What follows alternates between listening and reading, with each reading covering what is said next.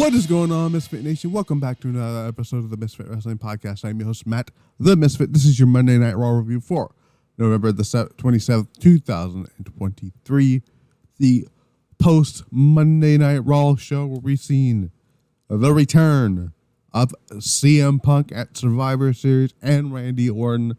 The most talked about thing throughout this weekend was the return of CM Punk. I went into great details about all the stuff that happened with CM Punk on the Survivor Series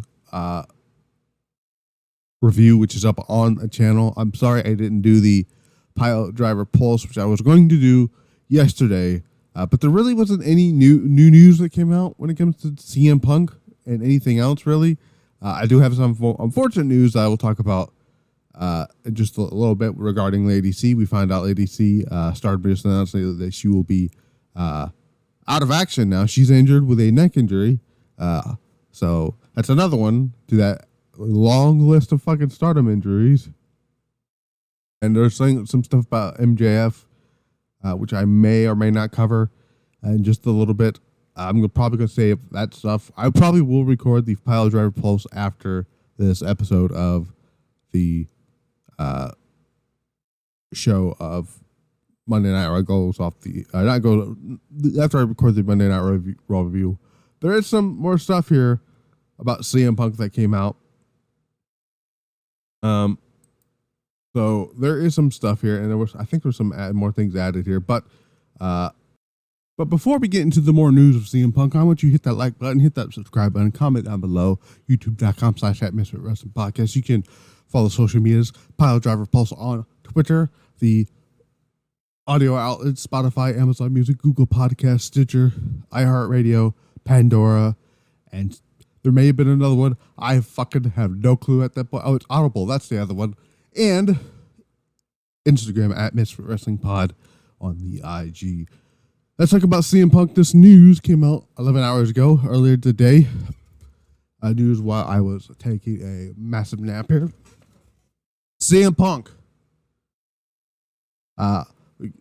was able to gather some more news here. Is Fightful.com. They had Fightful Select rather had an article up here.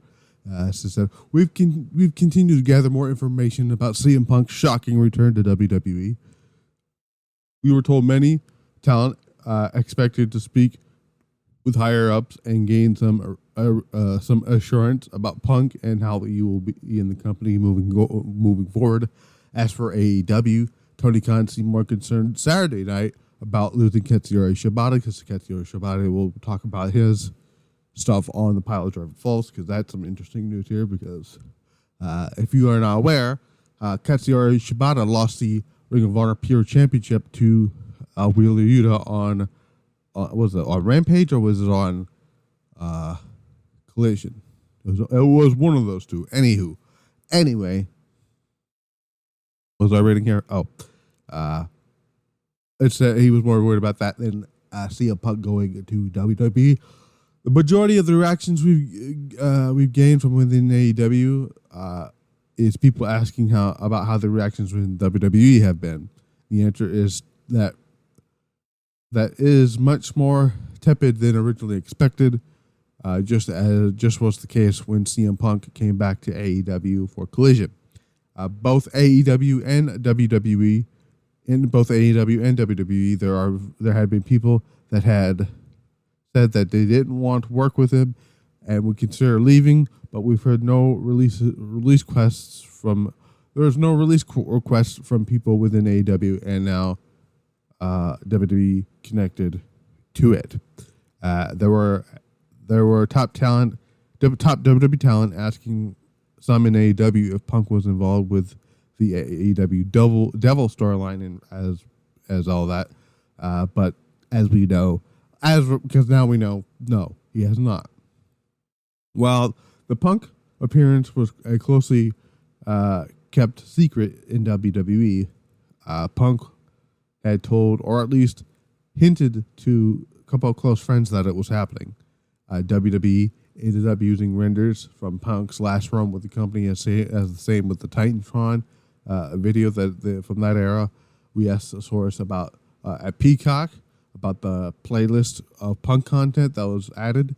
We were told that that takes relatively, it basically takes no time to put together. There were some guidelines given of how to address CM Punk chants for SmackDown and Survivor Series, which was to ignore them as best as possible, which they somewhat did. We can confirm that there was a real offer put together for CM Punk by TNA, by known Shinsuke Nakamura hater Abu from Russell Pierce. I'm going to rub something in his face in just a little bit here. Spiteful.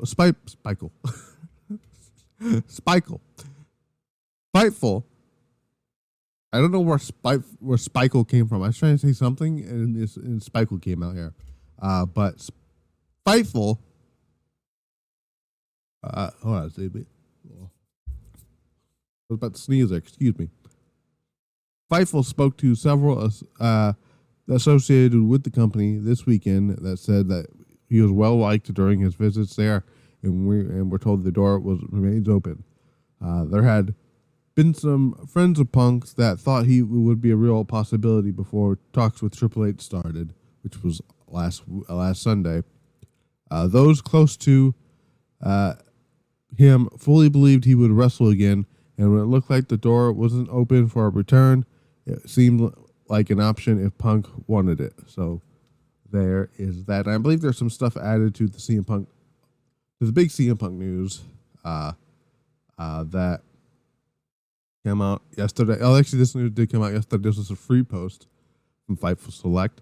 So saying, we've noticed that Patreon has a feature that allows people for. I'm not going to read all that stuff here, so they're going to talk about the Punk stuff here. So Punk and Triple H had an hour-long conversation, as we know.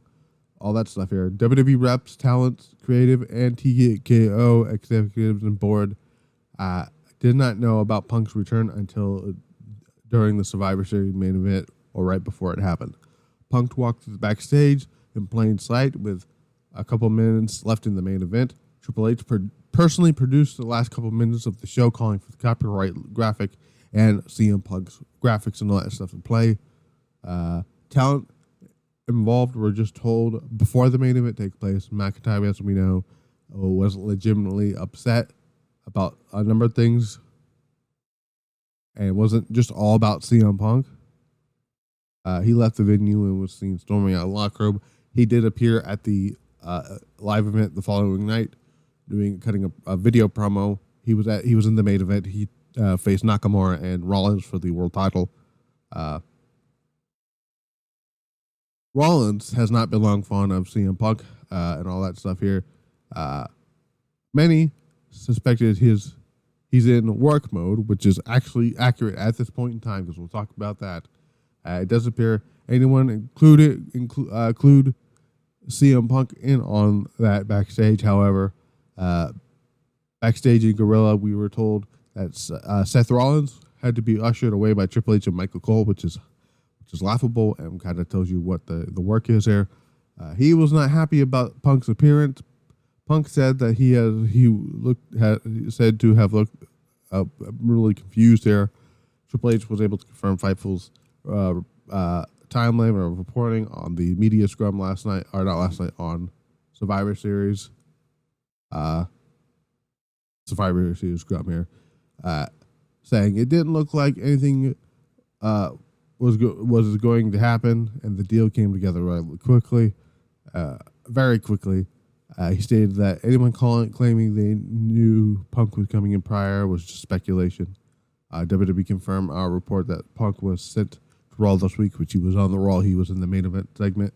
We'll talk about that, why I don't think it's that bad, and why people are kind of being dumbasses on Twitter, and I'll explain mine in a little bit. There's been discussions of him being a free agent, which means like the Brock Lesnar thing, going back and forth between Raw and SmackDown. Right now, Randy Orton isn't even on brand, so we'll find out here. And more updates will come as they said it. So, We'll save the CM Punk stuff for later because I have a lot to talk about that and how dumb people sound on social media. Because they seem to want this man to get fired immediately, or at least get some heat with the boys back in the back. And I'll explain why in a little bit because people are just stupid. So, but came from Nashville, Tennessee. Never go back to Nashville ever again. WWE. Even when you were in Nashville for SummerSlam, you were a terrible crowd. You only came alive for basically for the main event of that show. You didn't really care for the Bayley stuff, the Bayley Io Dakota stuff. So, thank God WWE is going to Brooklyn for SmackDown. Albany is not bad. Let's actually before we start the show, the review here, the main part of the review, I want to see. So they're gonna be in Brooklyn on Friday, and then they're gonna be in Cleveland. So they won't go to a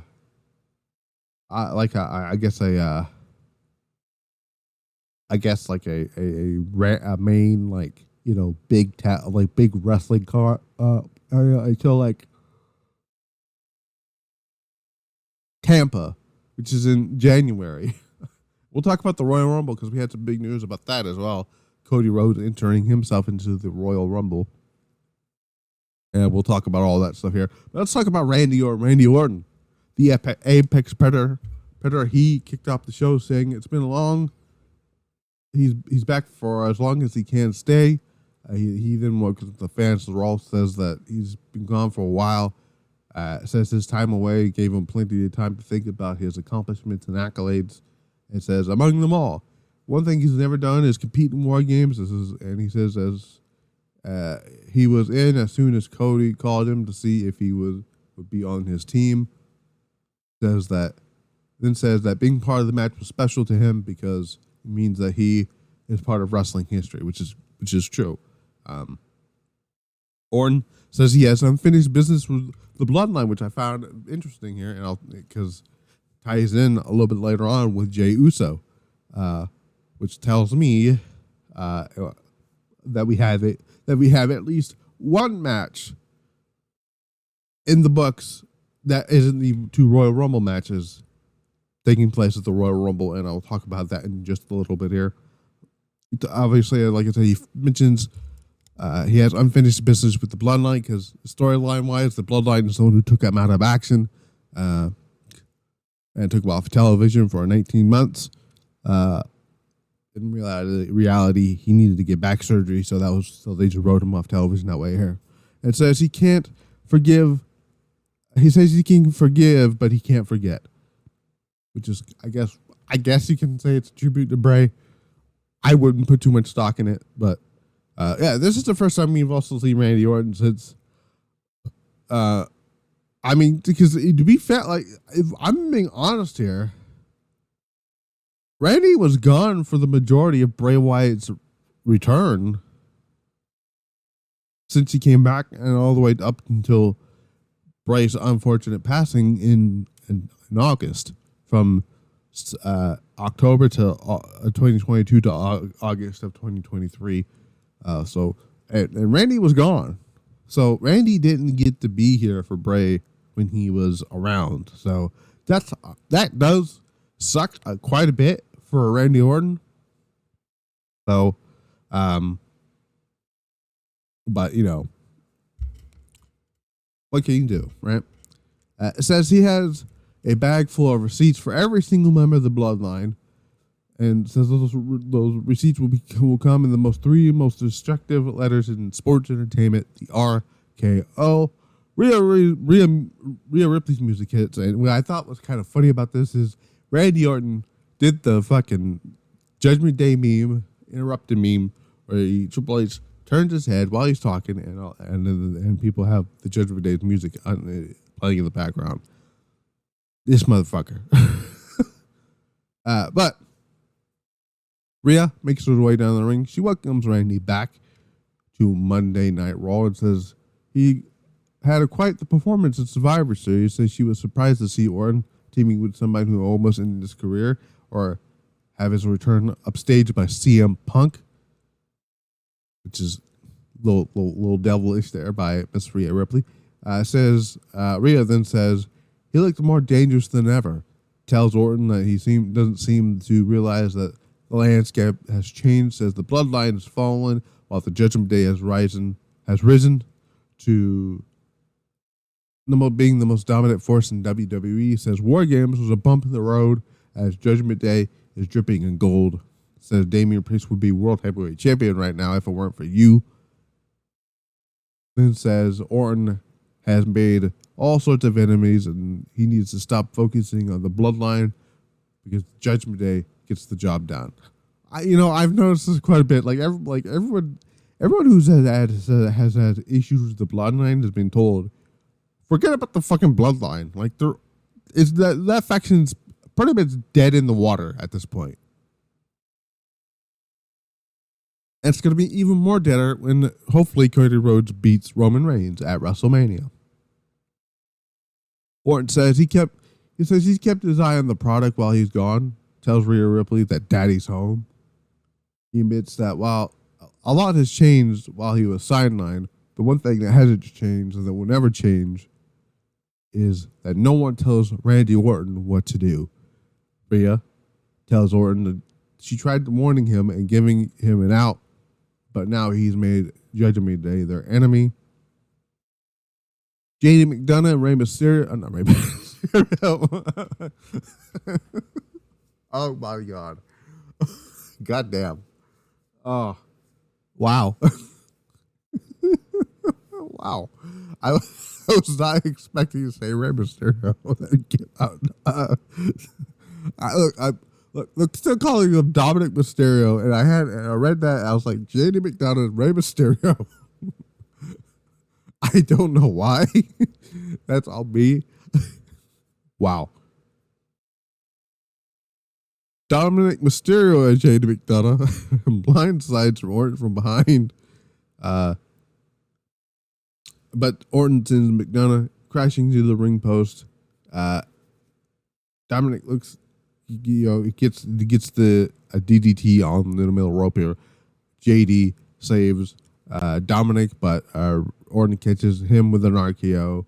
Then informs Dominik that he's going to go find Adam Pearce and make a match for them official tonight, and he does. It ends up being Randy Orton and JD McDonough in the match main event of the show. So I mentioned the bloodline earlier and him having unfinished business here. This makes total sense in the world. Why would he come back to WWE after 19 months away, and then just forget about what happened? See, if Vince McMahon was running the show, right? A lot of the thing, for one thing, Punk would not be on the show. He would not even be in the company. Two, Randy Orton would come back and completely forget that the fucking thing with the Judgment Day, not the Judgment, the Bloodline ever happened. So this makes sense. Orton is not assigned to any brand. So him going to SmackDown on Friday, they didn't announce he was going to be there, but I have a feeling he's going to show up on SmackDown. Probably RKO, Solo, and fucking Jey Uso, or the other dude, Jimmy Uso.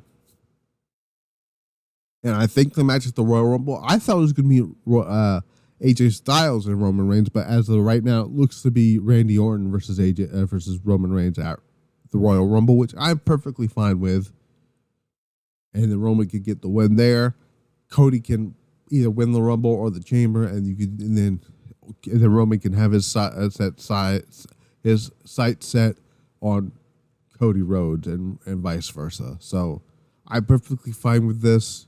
If you want to do the AJ Styles match, do it at do it at the Elimination Chamber. Assuming he's going to be on the show right now. He's not advertised for the. At least I don't think he's advertised for the Elimination Chamber. Let's look. Let's look. Is he advertised for the Elimination Chamber? As of right now, he's not advertised for the Elimination Chamber. Right now, it's only Cody Rhodes, Rhea Ripley, LA Knight, Seth Rollins, and Bianca Belair. Just out of curiosity, is CM Punk officially advertised for the Royal Rumble? He is not. That will probably change soon. But I'm gonna assume here, as of right now, they haven't advertised CM Punk for the next Raw. So we'll see what happens there. Let's see if they changed his profile picture. By the way, they probably didn't, but probably missed it. Oh, here it is. Yeah, right now he's still not a part of a brand. But yeah. Anyway. But yeah, I'm perfectly fine with this idea here. Randy and Roman makes a lot of sense. What you do with Randy Orton going into WrestleMania, I don't know. You could do Randy and Drew McIntyre if you want. But you know, I don't know. We'll find out what they're gonna do with Randy. Randy is not gonna be competing for a championship. I can tell you that right now. So, but yeah.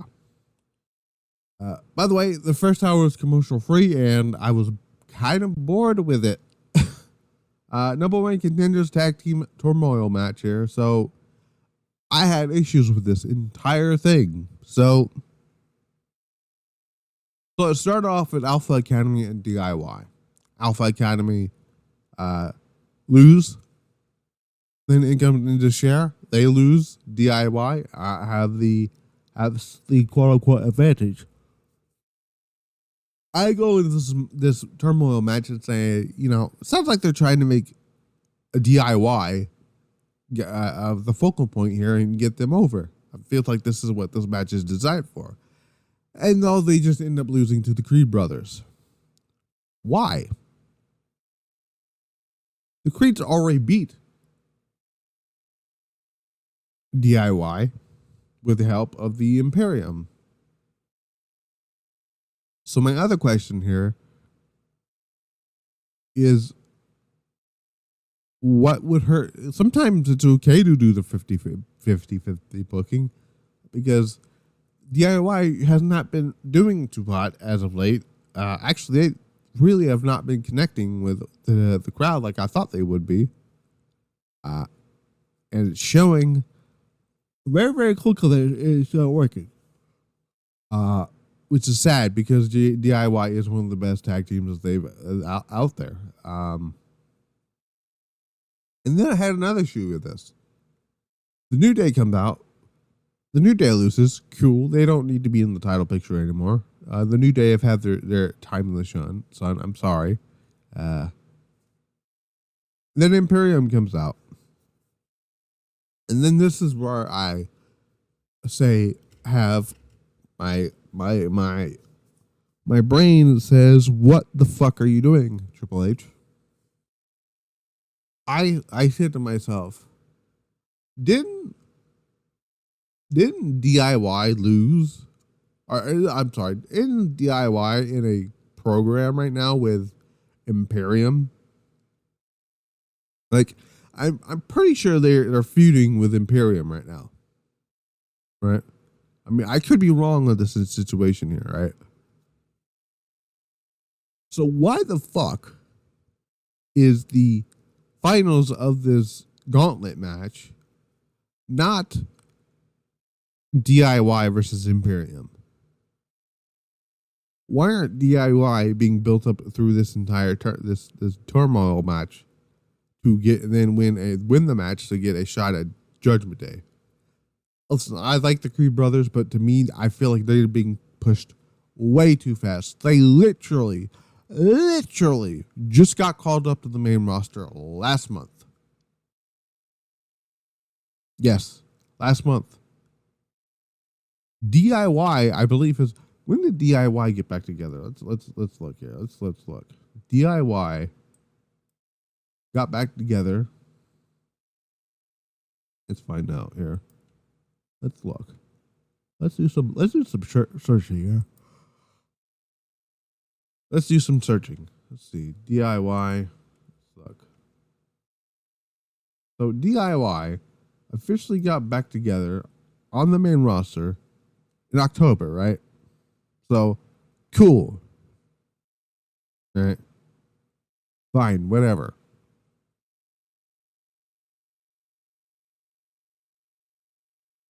The Creed brothers, and I'm going to put this up here because the Creed brothers have not been on the main roster for at least a month, right?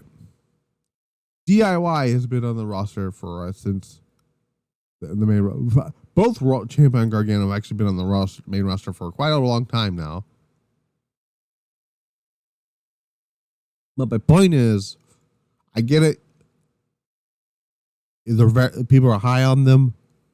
I like the Creed brothers, I really do, but they're not ready for being part of getting a tag team title match. We could say the same thing about DIY, but at least the it would make sense in the term of DIY versus Imperium in the finals of this turmoil match.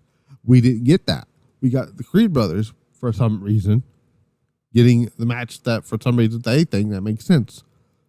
So I think this is one of the very few booking decisions on the show I was not a fan of at all. The match was they didn't give a lot of time for any of these teams, if I'm being honest, to shine.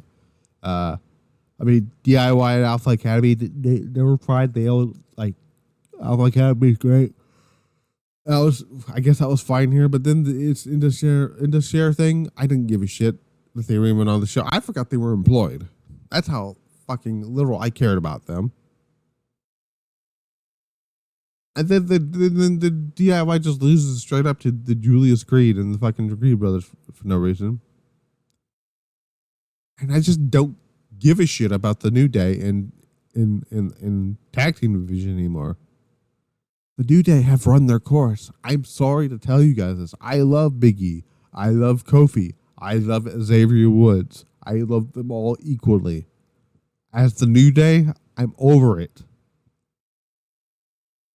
And then you just end up beating Imperium. You know, if that was the case, you should just give the title match to the Imperium. The Imperium hasn't yet to have a championship match, by the way. I just want to point that out. But it was whatever. First match of the show. That was I guarantee you they only did the commercial free thing just so they could do the tag team turmoil. The tag team turmoil thing would only happen so they could do the commercial free stuff. Anyway, we go back stage to the Judgment Day's locker room. Damian Priest looks like he's just fucking had enough at this point. He says that what do they have to? He basically says, what do you have to say about me leading our team to losing the Men's War Games match? Finn, Dominik, and Rhea assure him that everything is going to be fine. There's no hard feelings. Balor and Priest basically go on to head to check on JD. Finn Balor, before that, did put over the Creed brothers, which was nice. Finn Balor's that kind of guy, so there's that. Then we got Cody Rhodes here, asking Nashville, what do you want to talk about? Listen, love you, Cody. I really do. That is kind of getting old. So what do you want to talk about stuff? He's been starting that promo. He's been starting promos like that every fucking week. Every time he gets a promo with, what do you want to talk about? I don't know. You're the one who come out here. You're the one who has the microphone in your hand. You're the one who's going to cut a promo. What do you want to talk about, Cody? Don't ask us. Just say it. So there's so many stories stemming from this past weekend's Survivor Series. He thanks Sammy, Uso, Seth Rollins, and Randy Orton for following their victory in War Games. Says Orton was a mentor to him in the early years of his career, and says Orton is still a mentor to him to this day.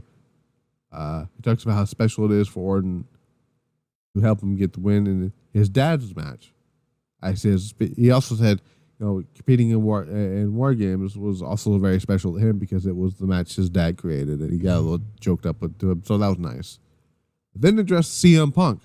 Says no one knew he was returning to WWE, which is accurate information. Don't give a fuck what Zero News has to say. He can go fucking fall off a cliff or something, because he's not a real fucking journalist. He's just a dude on X that's trying to be all tough and mighty and shit like that. And then when he gets shit wrong, I don't think he's fully paid the dude that he 100% said that Drew. By the way, somebody asked him how Drew McIntyre's WWE Universal title run is going. I'm just saying. He welcomes back CM Punk to the company and says with all the news coming as of late, he'd like to make some news for himself. He says that at this point, fans truly know him and knows there's only one destination. He officially declares himself as the first entrant into the 2024 Men's Royal Rumble match. Before he can finish saying anything else, the lights go out. Shinsuke Nakamura gets on the Titantron, tells Rhodes that he is a brave hero, and he keeps saying that he needs to continue his story. Tells Cody that he needs him to set him free and awaken him, whatever the fuck that means. Then says he's been patient week after week. Says he's done waiting, and it will bring the chaos to Cody. When the lights come back on, Nakamura is standing behind Cody, and sprays red mist into his face. Okay, a lot of stuff to unpack there. Cody is going to be in the Royal Rumble match. He is obviously going to be facing Roman Reigns at WrestleMania. As of right now, there's only two options. Gunther, at this point, right now, I never thought Gunther was going to win the Royal Rumble to begin with. I would love Gunther to win the Royal Rumble, but I think he's going into WrestleMania as the Intercontinental Champion. So I think that kind of, kicks that out of there. Right now, the only two people that are the favorites to actually win the Royal Rumble is Cody Rhodes and CM Punk. Still weird to say that CM Punk is a favorite to win the Royal. Like, if you had asked me that 6 months ago, I would have said, you're fucking crazy. But he's in the company now, so he is now a favorite to win the Royal Rumble. He got shot up immediately to number 2 or number 1 as the favorite to win the Royal Rumble. Those two are the only ones that are always going to be winning the Royal Rumble. The LA Knight's not going to win the fucking Royal Rumble. Gunther, unfortunately, is not going to win the Royal Rumble. Randy Orton could, but I don't see it. Sami Zayn, maybe, because there's a story. I'm interested to see where they go with that. But other than that, it's Cody or Punk winning the Royal Rumble this year. Now, here's why I'm interested here. So, for weeks, we were trying to figure out who is Nakamura talking about. A lot of people thought he was talking about CM Punk. Well, that's clearly not the case because not even Shinsuke Nakamura knew CM Punk was coming into the company. A lot of people assumed it was Okada. It's not Okada. Okada's never coming. I know we never say never here with this whole thing, and we can't say never when CM Punk showed up at WWE, came back to WWE. But Okada is one of those guys I'm firmly in the belief that he's never coming to WWE. He doesn't. First of all, he doesn't want to uproot his family to America. That's one thing. I don't ever see him adjusting to the WWE style. And he is how old is Kazuchika Okada? Isn't he in his 40s now? Kazuchika Okada. He's almost in his 40s. He's 36 years old. He turned 36 this year. He has a child. He's married to a beautiful Japanese voice actress who does some great anime stuff here. Which I don't blame Okada one bit, but they have a child together, obviously, and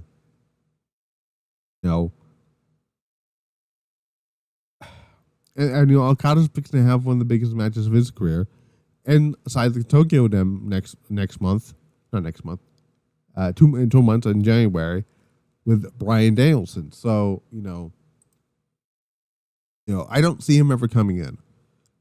Julia to me is more likely to come into WWE than Okada. That's how confident I am on that.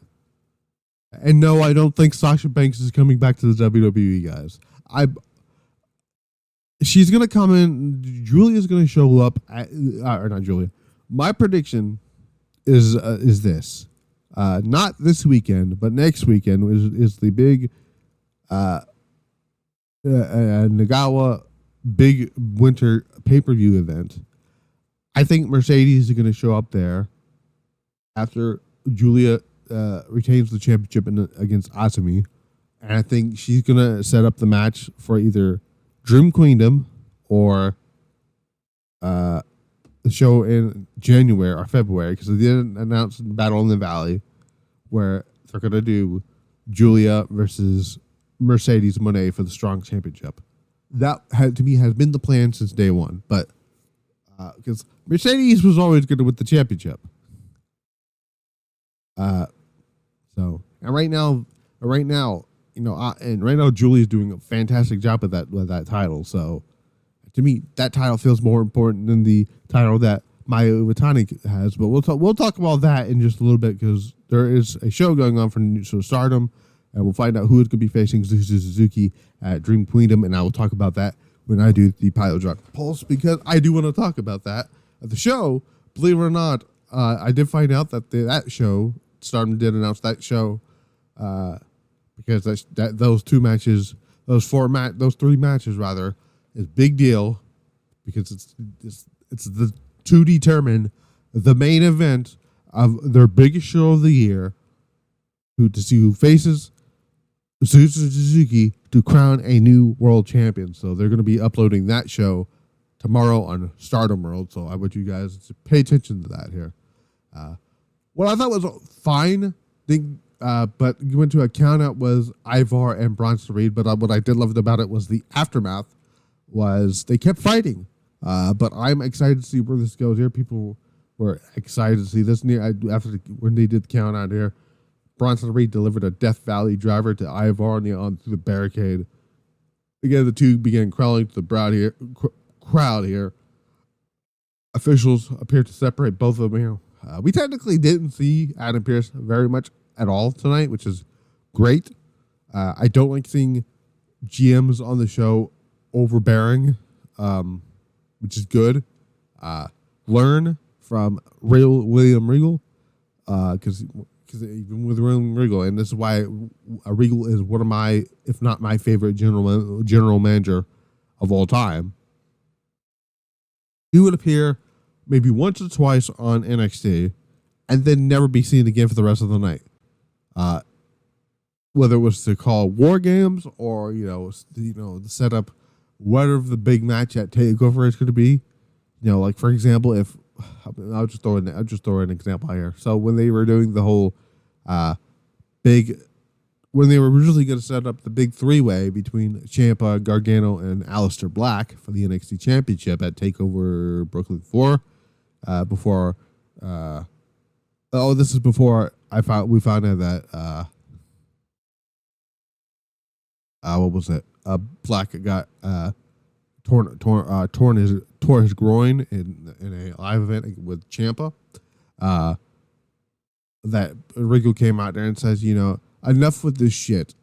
It could be Johnny Gargano, Ciampa, and Aleister Black NXT Championship. First, I believe it was the only at that point in time. I believe was the only was set to be the first televised three-way match for the NXT Championship, because at that point I don't think there was ever a triple threat match for the NXT Championship. There's been four ways for the NXT title, but up until that point, I believe it was supposed to be the first three-way. Then we did eventually have a three-way with Ciampa, Braun Breaker, and Dolph Ziggler, and that was the night they, for some fucking reason, put the title on Dolph Ziggler. But that gets me heated. I'm not going to talk about there. But anyways, I don't know why I went on a spiel about the GMs. Anyway, but this is great. I can't wait to see more of them, more of these two here. I can see Bronson Reed have a phenomenal showing in the Royal Rumble this year. He was in it last year, but I think, was he in it last year? When did Bronson Reed return to the WWE? I believe, was it last year? I don't know. Was he even in the Royal Rumble last year? Let's find out. He came back last year, but I don't know. Was he in the Royal Rumble last year?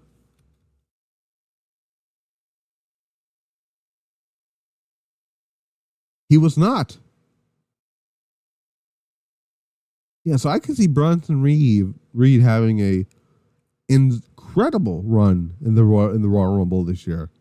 I was surprised that he wasn't even in it last year. You know, I would assume he was, but you know, he wasn't. So that's very interesting to see. So I can see someone like Bronson Reed breaking the record for most eliminations in a single Royal Rumble. I can see him doing that. Who was there was another person that a lot of people said he could break that record. Oh well. Anyway, so there's that. So earlier in the night, we've seen a backstage segment with Zoey Stark getting a pep talk by Shayna Baszler, saying, you know, you almost had it. You were almost there. You'll get your shot again here. And then that fucking piece of human shit. Yes, I call her a piece of human shit. Sue me. The vacuum cleaner, the charisma vacuum, who sucks the energy out of the entire arena, and every time she's on television, walks into the frame and says, you know what, I could have been in the championship match last at Survivor Series had it not been for you. Blah, blah, blah. Like, no one fucking cares. And then she challenges, or Zoey Stark says, I'm going to challenge you for a match. I'm like, oh, God. And then Shayna says, you know, why don't you shut the fuck up before I break your fucking arms again and then put you out of your fucking misery again. I'm like, Shayna, please do us all a favor and do that. It might happen. I pray to hope the fucking God it does. And then she just beats her. Nia Jax just beats her. This is fucking terrible. Why is she on my TV screen? I put together a full roster page of my own on spreadsheets. On Google Spread, or Google Sheet, sorry.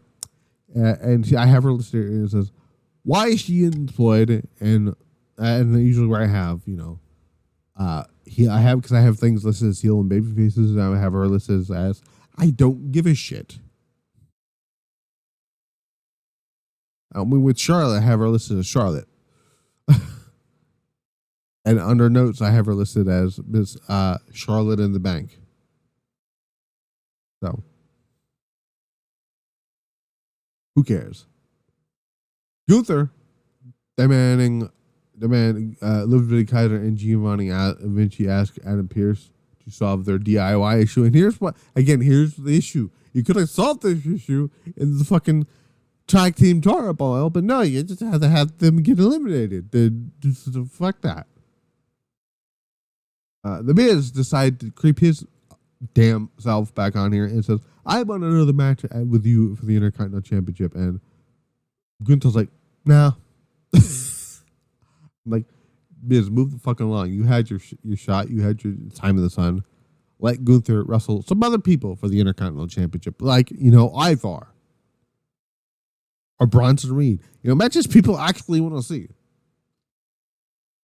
Hey, listen, I gave Mrs. Flowers on Saturday for a fun match with Gunther. That does not mean I want to see him wrestle another match on television. Seth Rollins came out. This was going to be good because this is something I was excited for. Because over the weekend, CM Punk got a promo on CM Punk. No, CM Punk. Rollins cut. Imagine if CM Punk came out and cut a promo on himself. That would have been weird. Rollins came out at the house show this past Sunday and said, you know, I'm done wasting my breath on CM Punk and shit like that. And he basically said the same thing here. He says, welcome to Monday Night Rollins, and encourages the fans to chant, get their CM Punk chants out of their system. Says he doesn't want to spend another ounce of energy talking about CM Punk calls him a hypocrite.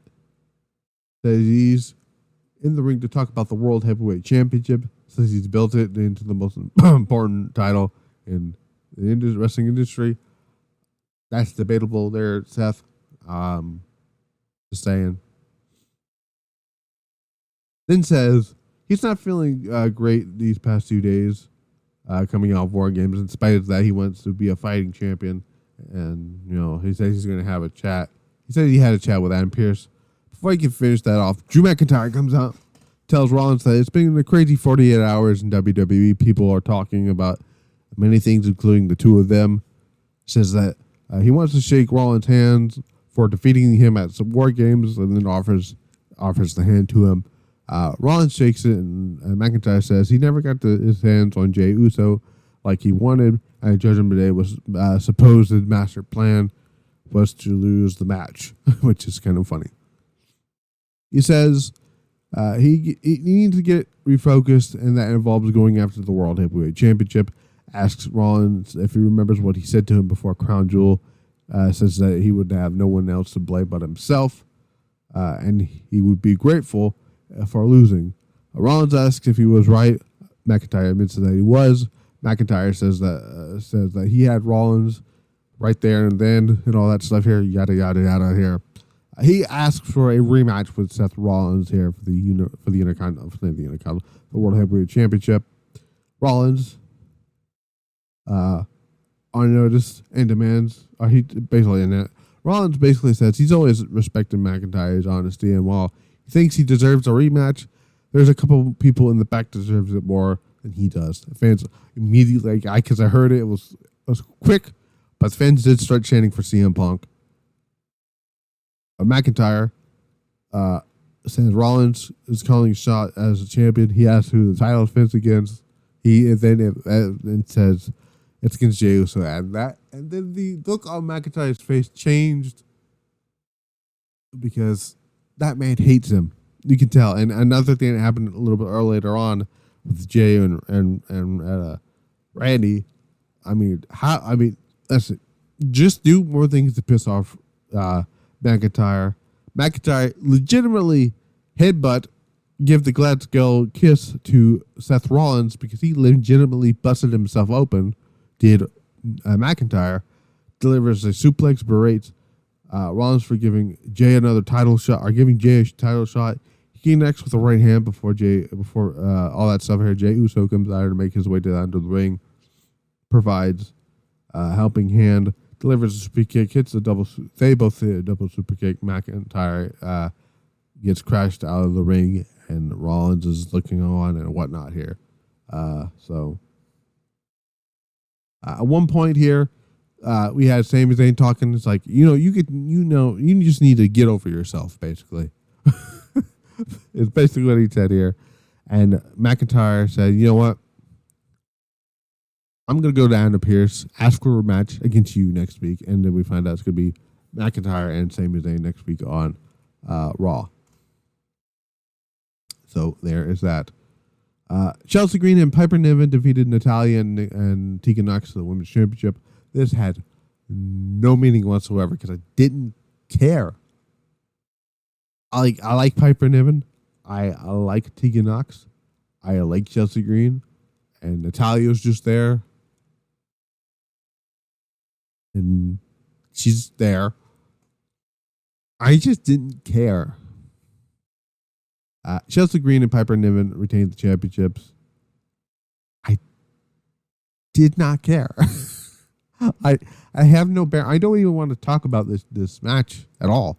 So I'm not going to. I'm moving on.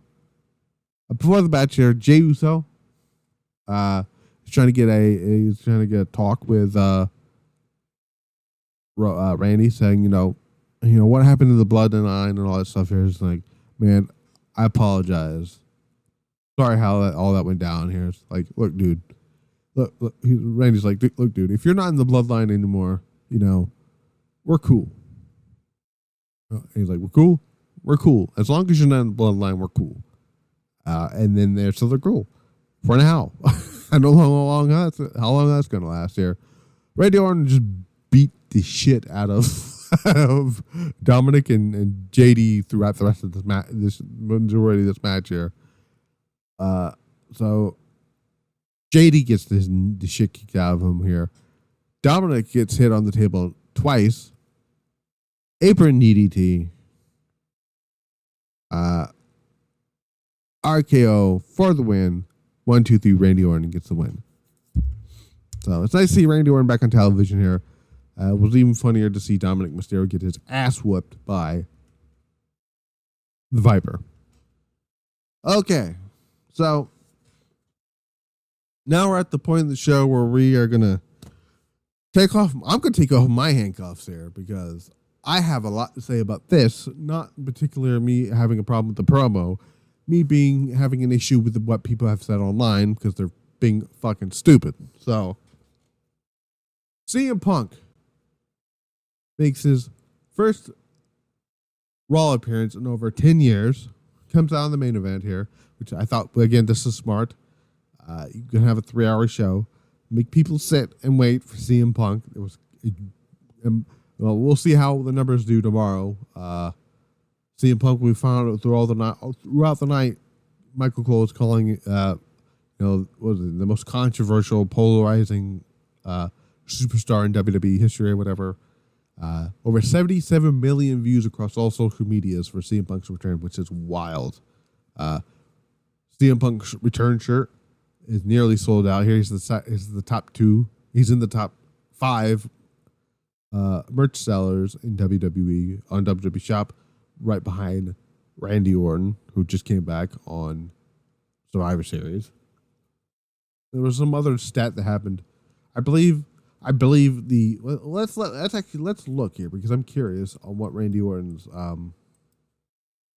CM Punk return. Let's look at that here. Let's look at the WWE. Here we go. So you got 4.9 million views now on YouTube. Here's what CM Punk has said, and I'll talk about my feelings on the whole thing here. So, Punk comes out, says, looks like hell froze over, and he's standing in a WWE ring with a live microphone in his hand. Says it's been like he's been feeling like himself since Saturday. Says he's trying to find the words to explain how he feels. He says he's come up with 2 words, and he says he's changed. Which, to be fair, it's kind of funny. It's like, where, when, who knows? He says an American dream, talking about Dusty Rhodes, taught him as long as you speak from the heart, you tell the truth, and the truth is that he's home. He says he belongs to WWE. It's his home. Says he's been gone for 10 years, but fans haven't forgot him. In that time, and that's powerful. He says no one has ever stopped chanting his name, which is true, but it's mainly because of things they didn't like on the show. On SmackDown, and he says he's proud of that the Voiceless found their voice, which I thought was a nice callback to his promo in 2011 during the pipe bomb. Or it's actually the following the pipe bomb. He says, "I am CM Punk. I am the voice of the voiceless." And now, 10 years later, no, not 10 years later, maybe, what was it? How many years is that? Oh, is that? Let's calculate it here. 12 years later, there it is. About 12 years later, he says the voiceless has found their voice, which I thought was pretty nice. Says that he loves the fans, he misses them, and then wishes he could say he never had to leave, but a wise man once told him that he had to get everything out of WWE, he had to leave and come back. He says he's back to get everything that he wanted out of WWE and for the fans. He says everyone is happy to see him backstage. Wow, except for a few. Punk says everyone competes to be the best in the world, but the best in the world hasn't been here for 10 years. He says the competition is afraid, and people will have to come to terms with the fact that the best of the world is standing in the ring live and in living color, which is it's not to see the Cult of Personality people who do the song for Cult of Personality, living color. He looks directly in the camera. Out, and it basically says, and the person in the ring here, his name is CM Punk. Looks in the camera, says, "I'm not here to make friends. I'm here to make money." And then that's how the show goes off the air. So I didn't have an issue with the CM Punk promo, right? Like, I know a lot of people had the problem with the CM Punk promo. I did not. What I did have a problem with was stupid fucking people on social media saying, and this is the problem I had. I put out this tweet here, and it's more true than ever before here. Fans, CM Punk needs to be on his best behavior or it's over for him. Also, fans, why the fuck did he cut a half-ass promo taking no shots at people? I'm like, motherfucker, do you want him to get heat immediately with the fucking people he's working with? This motherfucker knows he's on his last fucking chance. And he's trying to stay faith. Or face, or whatever you want to call it here. In order for him to not fuck up, he's going to be on his best behavior. Right? That's one thing. Number two, WWE Creative didn't even know he was going to be in the company on Friday night. They didn't even know that on Saturday night until 10 minutes before he was even supposed to come out. They had to make room. Creative had to find a way to put him in the show without changing shit around that they had normally had scheduled, because everything else was on the show tonight was already scheduled. The Seth Rollins stuff, everything else, all the promos outside the CM Punk stuff was already planned for the show. The CM Punk stuff was not. It's only been 1 week. It's only been the first show. Give it a few weeks. Let CM Punk find his groove back in WWE. Man's been gone from the company for 10 years. Okay, man's not going to go out there and say, like, what the fuck do you want him to go out there and say? Like, I'm CM Punk and this place still sucks. No. This place clearly has changed, and Vince is not there anymore. Well, Vince is there, but he's not running creative. Triple H, CM Punk has no longer have to worry about him. He's made fences with Triple H. He wants to work even with people he doesn't like. He's willing to work with Seth Rollins, who does not like him. This is the thing. This is the issue I had with the Young Bucks and fucking Tony Khan in AEW. CM Punk, Punk had said he willing to do business if the other guys are. Kenny Omega, every time I mention the whole thing with Brawl Out, I only mention the Bucks, and I only mention Tony Khan, who was the catalyst of this whole fucking thing. I never bring up Kenny Omega, because Kenny Omega did not go to that locker room to beat up CM Punk at all. Okay, he wanted to talk to CM Punk. Okay, he went after that fucking dog, the rabid dog. Damn, what the fuck is his name? I don't remember his name anymore. Ace Steel. Kenny Omega has no issues with CM Punk. He actually did want to talk to CM Punk. Punk wanted to talk to the Kenny Omega. But guess what? Fucking the elite's side of things said, no, we shouldn't talk to this motherfucker. See, the elite were so fucking selfish. The Young Bucks. The Young Bucks. Not Kenny Omega. Kenny Omega doesn't seem like the person that's going to either hold a grudge or doesn't seem like a selfish motherfucker.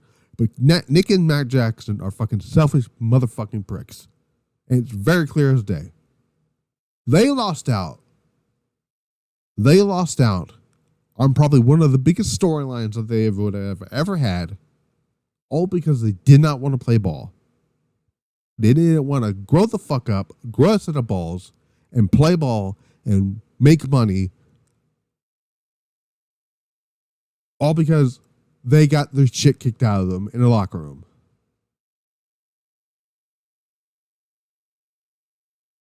What? Bro, Bret Hart punched out Vince McMahon after they screwed him over, right? It took him 12 years to say, you know what? I want to go back to WWE. He went back to WWE. The man had a WrestleMania match, even though it was fucking terrible. Didn't need to be in the ring after having the stroke and all that stuff. But dude was willing to have a match with the man who fucking screwed him over 12 years earlier in Montreal. Why? Because he knows it can make money. CM Punk knows there was money to be made with the Young Bucks, with the Elite versus the Young Bucks versus Punk and FTR. FTR knew there was money to be made with that 6-man tag match. You know who didn't give a shit? Nick and Mac Jackson. But they had no problem giving themselves a world tag team title match, then losing it to the fucking... Who the fuck did they lose the tag team title match to? Was it the Lucha Bros? Who the fuck did they lose to? Now I don't even remember. Was that Full Gear? It was that Full Gear, right? Or was it Wrestle Dream? No. They had no problem giving it. Look. Kenny Omega's cool. Why the fuck did this? Chris Jericho does not need a fucking world tag team title match in 2023.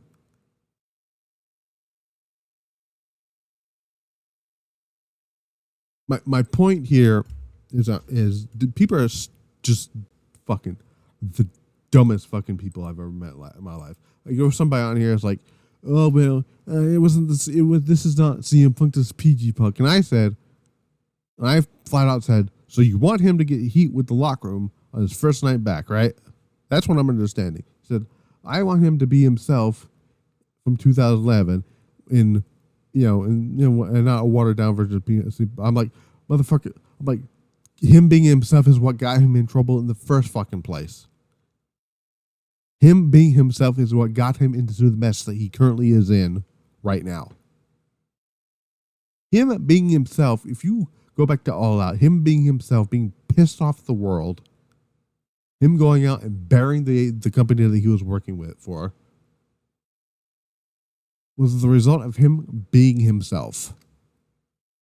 Him going out there and fucking calling out unintentionally, unprovoked, by the way, going out there and like, I'm not even going to, what's the word I'm looking for? I'm not going to condemn what CM Punk did when he did the thing with Hangman Page. I'm not going to condemn him for what he did at All Out. I'm not going to condemn him for beating up Jack Perry, though that's fucking hilarious to me because Jack Perry's a dumb motherfucker anyways. And then getting fired for putting his boss, and I was talking to one of my friends here, and I said, and he asked me, and I said something about, it might be different. I'm like, I don't know. I said, well, I think this time it's going to be different because he knows this is his last shot. WWE in 2023 is different than the WWE that he left in 2014.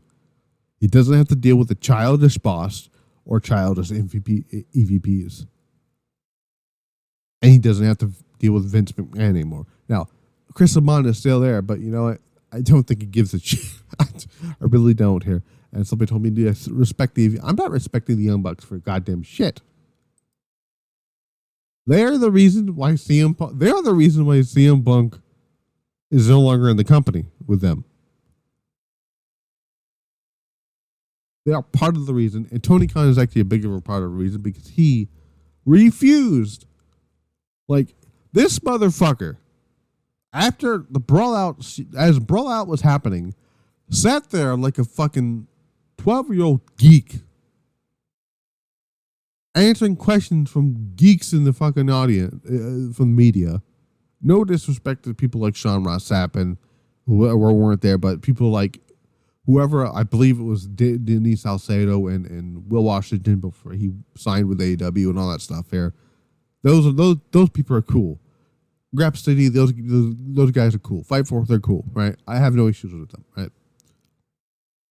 But other people in there like Dave fucking Meltzer, who's a geek, Brian Alvarez, who's also a fucking geek, Nick Hausman, who's a fucking geek as well, who never shuts up about CM Punk. Every time they go to an AEW scrum or any type of scrum here, he brings up some fucking dumb shit that gets people in trouble.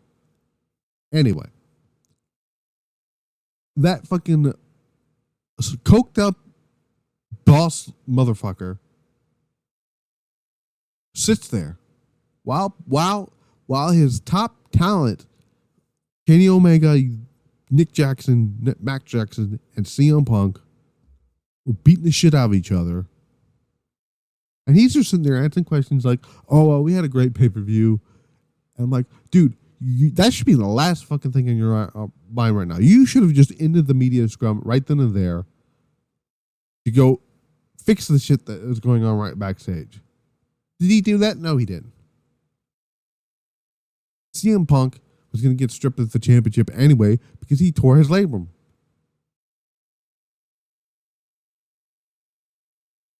That was going to happen regardless of Brawl Out.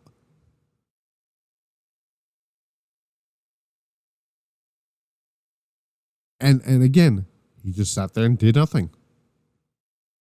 He let this man bury his entire company. That's how you know how fucking terrible of a boss this man is.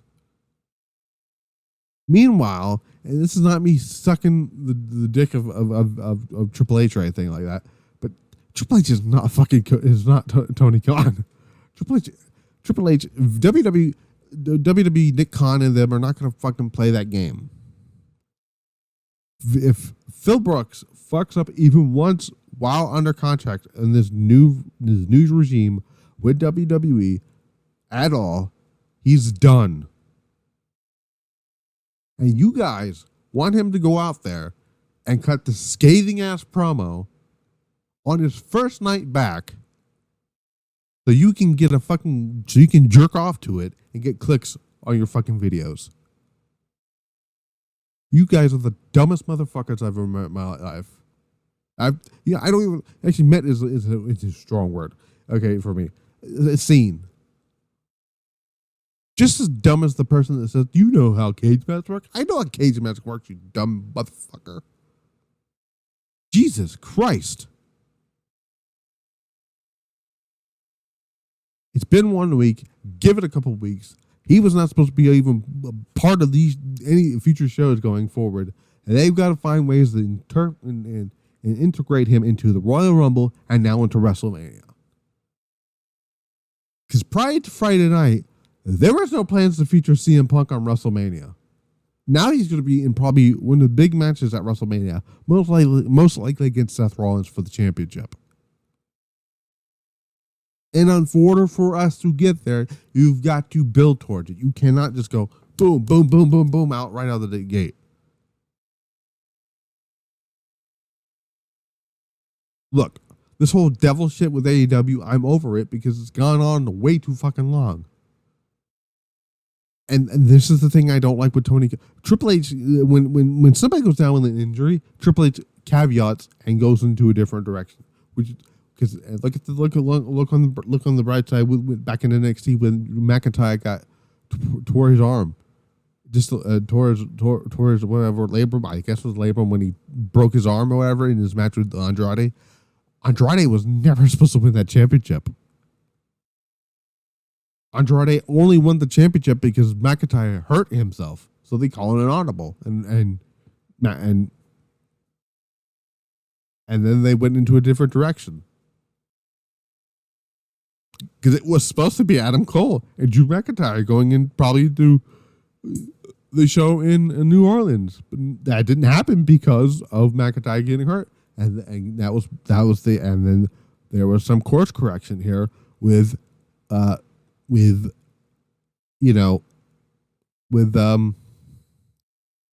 was it?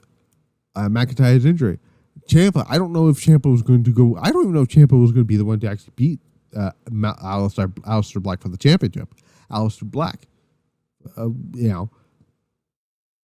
Ciampa was getting heat, mega heat, and I'm guarantee you, he was like, "Well, we got to capitalize on this," and he did. There's rare instances when Tony Khan wants to capitalize and when he doesn't. He learned that lesson with Julia Hart. Julia Hart is now the TNBS champion. Good. There are times where you should and shouldn't capitalize on a talent. Capitalizing on Julia Hart, right move. Capitalizing on Toni Storm, as much as I love what they're doing with her character, she did not need to win the championship. Yet. Poor Hikaru Shida. If you're going to just keep treating Shida like that, Shida should just go off. Shida should just come to WWE. At least she will get a proper reign with the championship, because you look at Io Shirai. She is, let's go to WWE Women's Championship, right? Let's go there. Let's look at Io Shirai's current reign as the Women's Champion here. Let's see how long she's been champion for. Io Shirai has been WWE Women's Champion for 114 days, right? I believe it's for 114 days. I'm going to actually go to the Twitter here, because I'm not the Twitter. It's 114 days. That's longer than both of Hikaru Shida's second and third title reigns combined. If we go to, let's go to AEW. Go to the AEW Women's Championship match, right? We're gonna go here. Okay, so we're gonna go to combined reigns here. So I'm gonna count. So I'm gonna advertise. I'm gonna go 25 plus 39, right? Okay, so Shida's second and third title reigns lasted a total of 64 days. Sure, Shida's first reign as the champion was for over a year. However, even then they didn't give too much shits about her. Io Shirai is the women's champion, and she's main eventing fucking shows every week as the champion, having banger matches with Asuka and Charlotte, and having good matches with Selena Vega, and having pay-per-view matches with Bianca Belair and Asuka and Charlotte, and probably is going to have one with Kairi Sane down the line. She's going to have a match with Bayley for the championship, hopefully at WrestleMania. That's going to be a banger. Triple H gives a shit. You can tell Triple H gives a shit about his Joshi wrestlers, because they're part of the most important storyline on SmackDown right now, which is the stuff with damage control.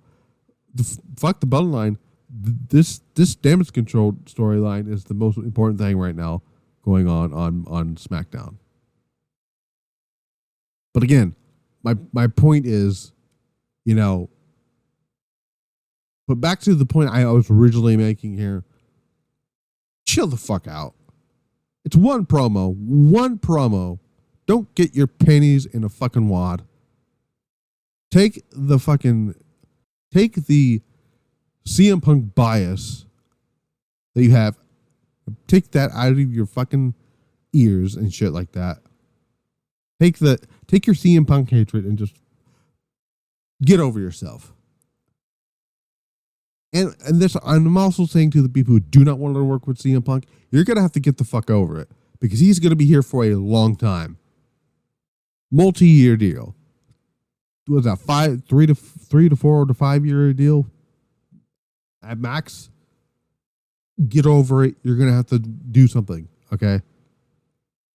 Triple H does not bring this guy back to say, hey, we're going to sign you back, and we're going to have that one match with Seth Rollins, and you're just going to not do anything else. Cody Rhodes will work with CM Punk. Cody and Punk are friends. They're going to work with each other.